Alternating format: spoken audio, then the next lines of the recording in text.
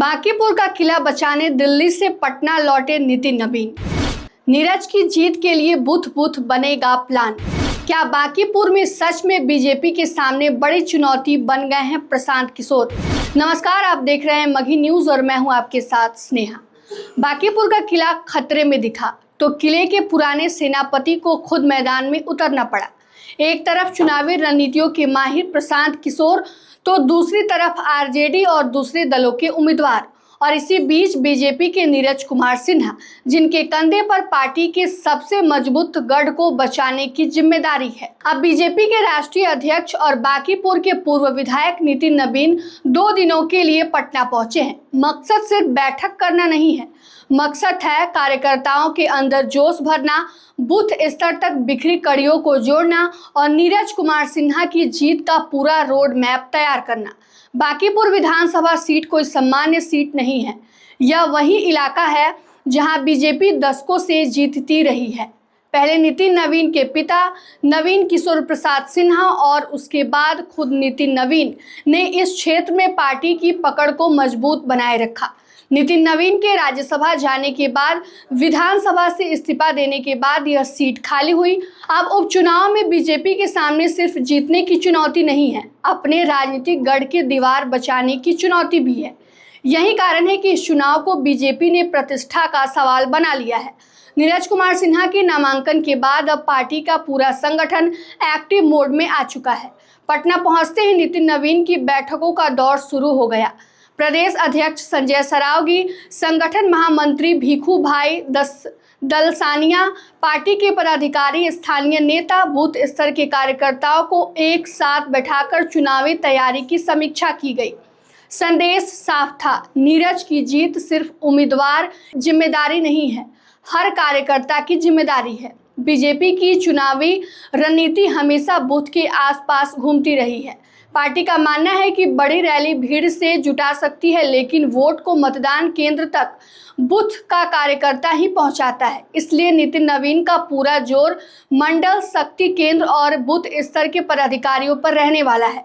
कार्यकर्ता से कहा जाएगा कि अपने अपने इलाके में मतदाता सूची जांच करें, समर्थक मतदाताओं के व्यक्तिगत संपर्क बनाएं, घर घर जाकर केंद्र और राज्य सरकार की उपलब्धियां बताएं।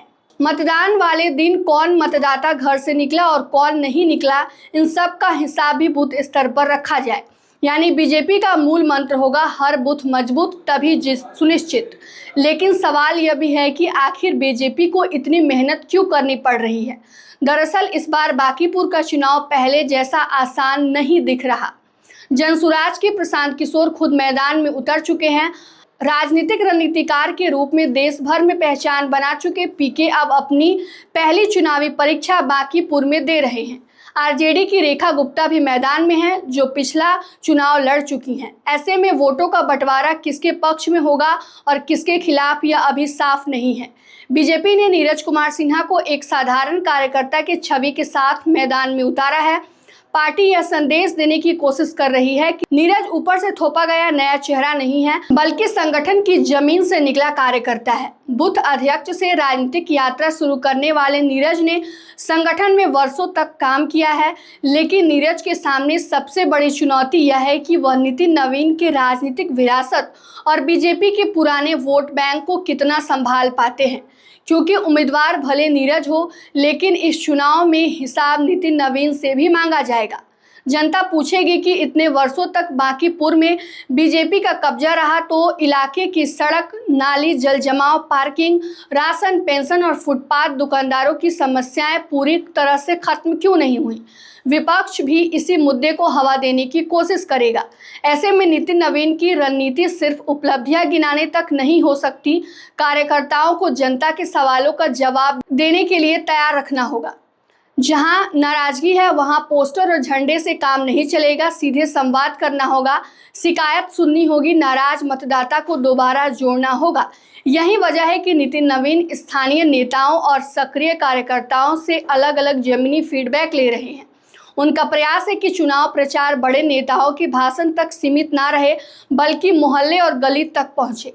राजनीतिक जानकार मानते हैं कि बांकीपुर उपचुनाव का परिणाम सिर्फ एक विधायक तय नहीं करेगा। जीत हुई तो बीजेपी कहेगी कि उसके गढ़ में आज भी संगठन सबसे मजबूत है, लेकिन हार हुई तो सवाल सीधे पार्टी की रणनीति, उम्मीदवार चयन और नितिन नवीन के पकड़ पर भी उठेंगे। यानी नीरज कुमार सिन्हा चुनाव लड़ रहे हैं, लेकिन परीक्षा नितिन नवीन के राजनीतिक प्रभाव की भी है। अब बड़ा सवाल यही है, क्या पुराने सेनापति की रणनीति नए उम्मीदवार को जीत दिला पाएगी?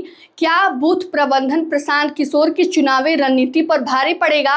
और क्या बांकीपुर की जनता एक बार फिर बीजेपी के पुराने किले को बचाएगी या इस बार किले का दरवाजा किसी नए चेहरे के लिए खोल देगी? फिलहाल नितिन नवीन ने कार्यकर्ताओं को मैदान में उतरने का संदेश दे दिया है, लेकिन चुनाव में संदेश नहीं, मतदान वाले दिन निकला वोट जीत तय कराता है या नहीं। बांकीपुर का किला बचाने बीजेपी ने अपनी पूरी ताकत झोंक दी है। अब देखना यह होगा कि नीरज कुमार के नाम पर नितिन कुमार का पुराना जादू चलता है या नहीं, या जनता नया इतिहास लिखती है। फिलहाल की इस खबर में इतना ही। तमाम अपडेट के लिए जुड़े रहिए हमसे और देखते रहिए मगही न्यूज़। धन्यवाद।